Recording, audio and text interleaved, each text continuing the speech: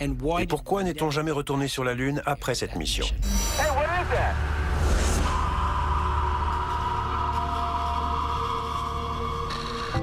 We choose to go to the moon in this decade and do the other things, not because they are easy, but because they are hard. Le président Kennedy prononce ce fameux discours en 1962.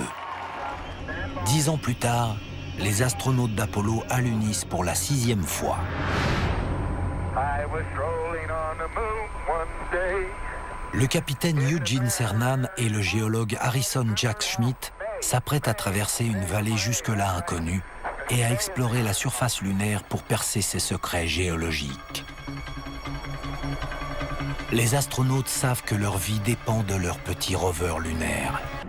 Mais presque immédiatement, le garde-boue d'une des roues arrière droite se détache. That doesn't hold any part of the fender on. What are those things going over? What is that? Jack Schmitt se trouvait à côté du rover quand soudain il a vu quelque chose s'envoler. Du coup, il a réagi. Hey, something just hit here. Ils étaient surpris tous les deux de voir un objet, plusieurs objets même, se déplacer autour d'eux. What blue? Hey, what is that? De toute évidence, ils ne s'attendaient pas à ça. Le centre de contrôle constate la panique des astronautes, mais est totalement impuissant. À 390 000 km de là, les deux hommes trouvent une explication au phénomène. Your antenna. It's that styrofoam off the high gain antenna package. L'analyse de l'incident par l'astronome Marc D'Antonio semble étayer l'hypothèse de Cernan et de Schmitt. L'antenne du rover lunaire était entourée de mousse. Ça servait d'isolant. Or, il faut savoir que la mousse, ça contient beaucoup d'air. Lorsque ce matériau se trouve dans l'espace, sur la surface lunaire, les poches d'air qu'il contient se dilatent à toute vitesse.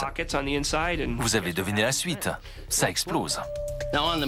Sur la Lune, comme il n'y a pas d'atmosphère, cette force explosive a dû propulser la mousse recouvrant l'antenne à plusieurs centaines de mètres.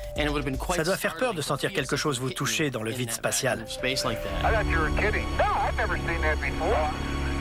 Une fois de plus, la NASA clôt le dossier. Mais l'explication officielle en laisse plus d'un perplexe. N'oublions pas que les astronautes sont entraînés à faire face à n'importe quelle situation. Ils savent ce qu'ils font.